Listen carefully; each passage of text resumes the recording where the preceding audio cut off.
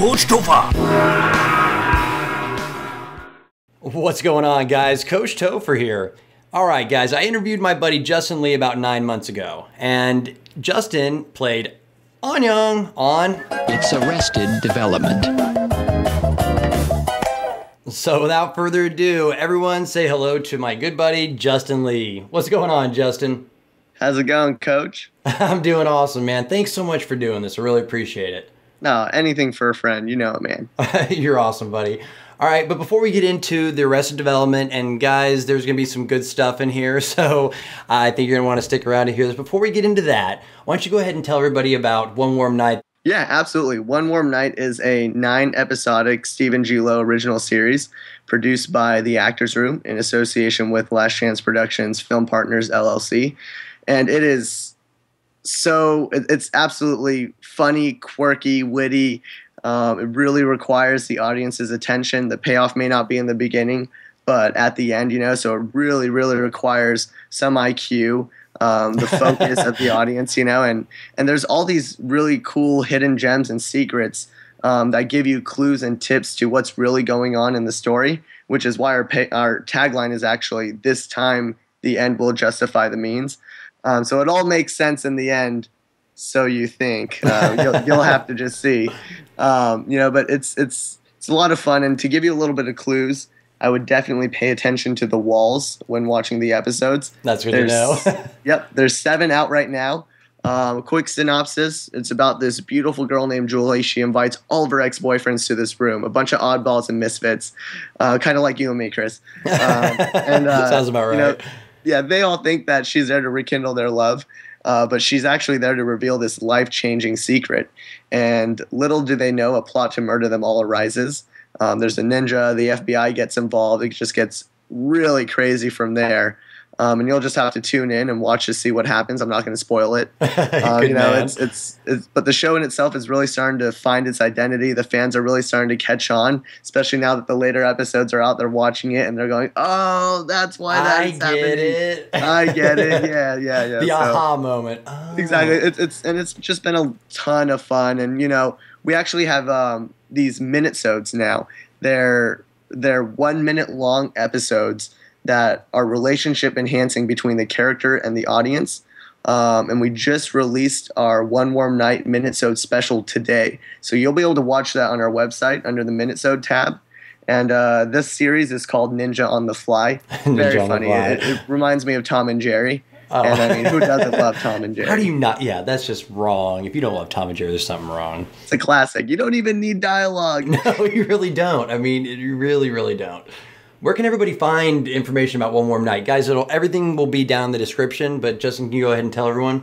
Yeah, the hub, honestly, if you want to be in the know, the hub is onewarmnight.com. Like I said, all the links down in the description. Go check Justin out.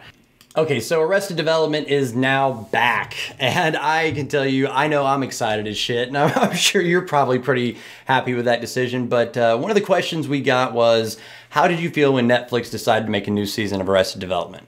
I was just ecstatic the show was coming back, first off. It's almost an extreme, surreal feeling. But, for Netflix to pick it up, I think it was an extremely wise decision. Absolutely. Technically, Arrested Development is a web series. It hasn't been distributed anywhere except the internet. And I truly believe web series is not just the future. I think it's the now. It's the absolute wave. It's where things are going. You look at what Kevin Spacey's doing with House of Cards. Absolutely amazing. And just looking at the trends, a third of television advertisement dollars have shifted and gone to the web. So if that's not telling you a sign, web is absolutely the way. And not to mention, we all know Arrested Development is an extremely witty show.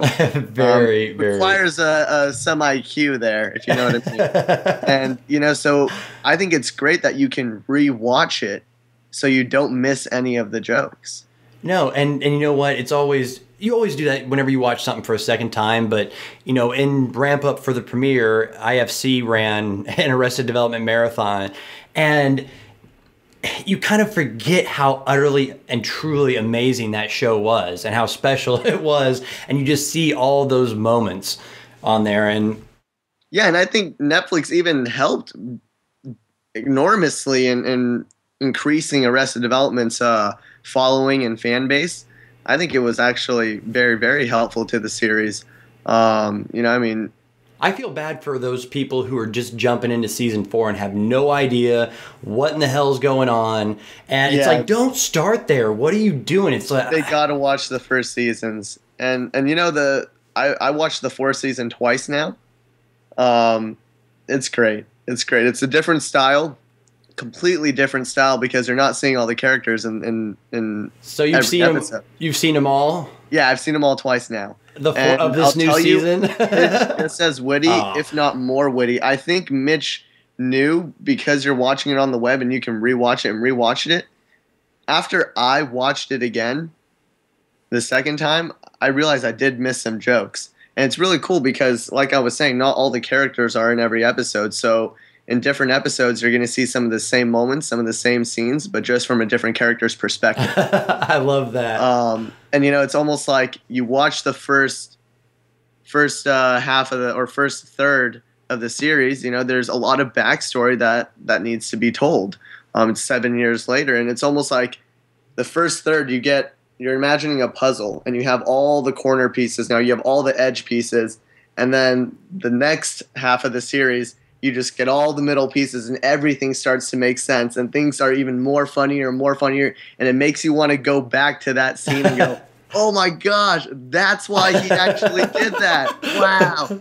It's great. But, it's one of those things where, you sometimes you don't appreciate it when you're watching it, but then it becomes, like when Lucille, there was a scene with you where Oscar came back and you walked in, and I think they wanted some alone time, and she turns to you and was like, here's some money, go see a Star Wars. And I mean, it's like, don't go see Star Wars, go see a Star War. And I mean, and just take the money and put it in your pocket and give that look that you usually do and walk away. And it was just like, it's just so awesome.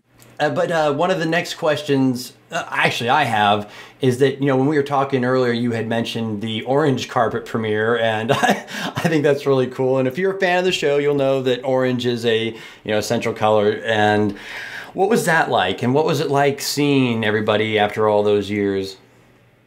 Again, I'm going to go back to the word surreal. I mean, it was 7 years later, but it almost felt like, last month, getting to see everyone again.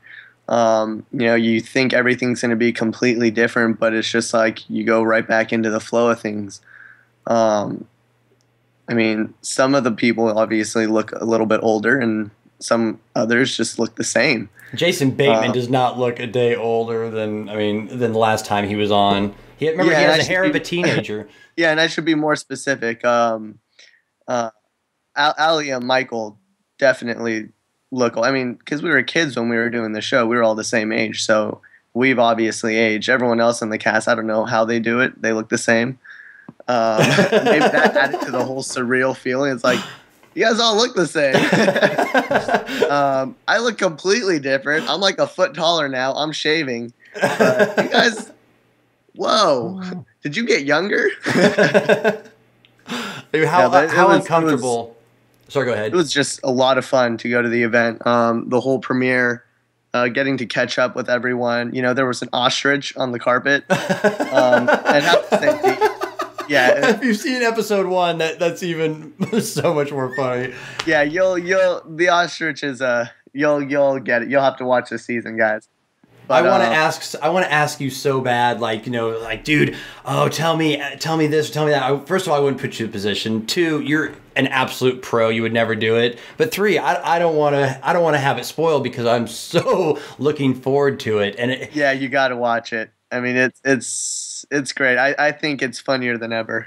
It really is. Well, just along those lines, one of the other questions was, and this is a tough one, and I'm not going to force you to answer it, but is there anybody in particular that you were closer with on set than anybody else? Was there somebody that was just like your buddy whenever you were there, that you were always palling around with? Yeah, we were definitely all a very tight-knit group. You had to be, large ensemble cast, very unique characters. And I thoroughly enjoyed working with everyone. again, everyone is so talented, so hardworking, yet such good-hearted people. I mean, completely professional. There was something for me to learn from everyone. But that said, I did work the most with Tony Hale, Buster, and I would say we bonded the most because we spent the most time together. And looking back at it now, I was 14 at the time. He was grown adult, and he would go out of his way to hang out with me on set and make me feel comfortable and just play games with me, or we would play that's awesome trivia games or hot hands, and it's just he didn't have to do that, but people don't. Some people like you aren't behind the scenes on things, don't realize how important that is, especially like to a younger actor or for any actors of any ages to form some kind of a connection or bond. I mean, didn't that help when you got on set and you guys did a scene together? Absolutely. I mean, even though the relationship is completely opposite to what, or Annyong and Buster's relationship is opposite to what Tony and I's was, in real life, it was still important to know that we were comfortable enough around each other to go all out, to risk, to roughhouse and wrestle. And, I mean, I was wrestling pretty hard. You guys were, and then there was that scene where you're like, Heads up, Daddy!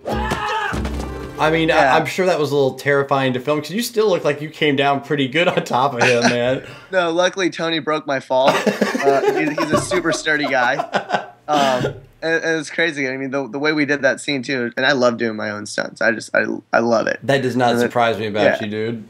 I love the rush, you know me. But there was this ladder on the side, and they had this platform going over the head of the doorway.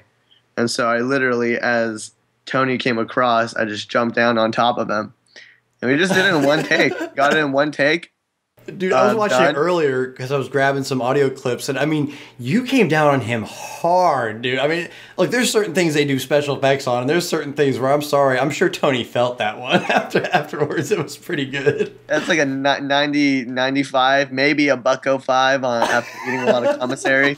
And set food, jumping on top of him. Oh, see, that's something. That was right after the wrestling scene, too. So, I mean, we were dripping sweat. Like, makeup was getting in our eyes. But that wasn't probably one take, the whole wrestling scene, because, everybody else had to nail their stuff, and you guys are back there rolling around, and it was a continuation that happened, 40 seconds. You guys are still going at it. Wardrobe and makeup were going crazy. They're just trying to keep our clothes dry. They're putting our makeup all back on. There's makeup dripping in Tony's eyes. Oh, that relationship you did have with Buster is just it was so awesome because the joy he would take in seeing you not get your way or somebody taking his side, like when, when Job yelled at you. Yeah, I think that they're going to know that Annyong's not. Would somebody please tell this insufferable child? They did a cutaway to Tony's face, and he just has this look of satisfaction. Yeah. That's awesome. I loved it. I mean, it's kind of like we felt joy in each other's discomfort more. That's awesome. Well, let me ask you this. What was your favorite episode? Or scene, I should say. Dude, that's such a hard one. I know, man. I mean, because there's too many good ones. Hard one. I'll go back to what was probably the most memorable, one of the most, and that's the season finale of season 3. And not knowing that Annyong would have a spin like that, it's. Oh, you didn't know? I didn't know. I mean, I had no idea. Honestly, people don't realize Mitch is people should realize Mitch is a creative genius. I mean, the guy writes perfection. He really does. And he is at times writing to the very, very last second, and scripts will come in at the very, very last second. And everyone pulls together, they get it done, and you know how the business goes. When you get scripts very, very last second, it does make it difficult for the crew members, but at the same time, when you look at the script and it's gold and everything makes sense, that kind of makes it easier. Yeah. It's so I had no idea that was happening till the day before. I got a call the day before. Annyong's coming back in. Here's the scripts. I read the Wow. scripts, and I'm just like, dang, Mitch. And Mitch has always found great ways to incorporate Annyong, in a way that impacts the storyline and the plot. But who knows whether he had that planned all along with me hiding in the walls, or if he thought of it the day of. I don't know how his brain works. There's a method to his madness, but it works. By the way, today, Wednesday the 29th, is actually Mitch's birthday. Woo! It is. It is. So everybody, I'll put Mitch's Twitter on here. So make sure to tweet him and say happy late birthday by the time you watch this, and say thank you for creating literally, and I'm not just saying this because Justin, my friend, because I have been fascinated with the show since then, but if you have not seen it, it is literally top 5 television shows of all time, hands down. Yeah, you guys shouldn't just go say happy birthday, but you should literally be thanking Mitch for giving you the best television series, the best that the world has ever seen. There hasn't been a better show that is more witty, that requires, it's perfect. Every actor nails it. Every single actor nails it. I mean, if you watch this show and Tobias does not make you want to crawl under your couch, even worse than Michael Scott from The Office, it's like, that's crazy. I actually have one more. I have a bunch more questions and stuff, but we're going to get to those in another episode. But this one is actually from my dad. And so... Such an awesome guy. Well, he really appreciates it. Anyway, he really enjoys that part of it. But he wanted to, and I'm only going to ask part of this, Dad. So the first part, and the only part I'm going to ask is, have you ever had a Bluth banana? Or a chocolate-covered banana. I did. The first time, I've had chocolate-covered bananas before, Yeah. but a Bluth banana. Let's be specific here. A Bluth banana is different.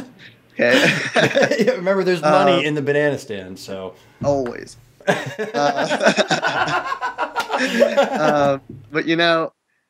the first time I ever had a Bluth banana was at the after party for the season 4 premiere. They had a That is awesome. banana bar there, and they were making frozen bananas, and it was amazing. It was chocolate covered. They would dip it in Oreos and nuts and sprinkles, and oh god. See, that was the second part of Dad's question. With or without nuts, Justin? So, come on. Their dad, there you go, man. But, that's great. Well, hey, guys, Justin just wanted to do one more thing here, and I sent you 2 pictures on Skype. Can you open up the first one? Let's see here. And someone had, if you guys have seen Jerry Maguire, Jerry Maguire'd Justin. Yeah, I've seen that before. I like that one. I think that's one of my favorites. Honestly, super creative. I mean, it really was. It is, and look, if you look closely, I'm finally starting to get a little bit of dirt. Well, I mean, watching you starting from to grow up a little. Season 1 to season, like, I hardly recognize you from season 1. Season 3, I'm like, oh, that's Justin. And there was actually one somebody had crocheted or whatever that is, like an Annyong thing. But picture number 2, if you'll open that up, I just thought this was hilarious because they put a picture of Annyong in with this one. So, and if you guys didn't know, Justin was on Shameless.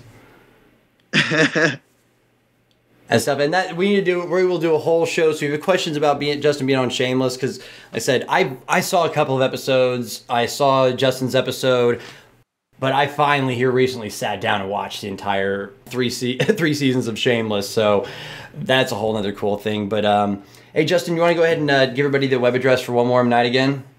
Absolutely. The hub of everything, where you can find everything, and you'll always be in the know. We do little exclusive and sneak peeks as well. There is onewarmnight.com, and you can follow us on our Facebook page, YouTube, Twitter, Tumblr, all the social media sites. It's all there. Everyone knows that. But the hub, and you'll be able to find all those social media sites again. onewarmnight.com. That's awesome. Hey, Justin, thanks so much for coming on. Is there anything else you want to say before we leave? Thanks for having me, Chris. It's always a pleasure. Thanks for coming on here, buddy. I really appreciate it. So guys, go ahead and leave your questions, comments, everything, and please go support and check out Justin's One Warm Night. And also, this guy, I think you have like 250 more Twitter followers than last time we talked, but I still think it's freaking crazy. What do you get, like 350? Go follow this dude at Justin Lee Actor. Pro. What? So low profile. No, remember last time you said you're just getting into technology. So anyway, guys, season 4 of Arrested Development now on Netflix. So with that, we're going to go ahead and say goodnight. Everybody have fun, and we'll talk to you soon. Take care, guys. I liked it better when he just said Annyong.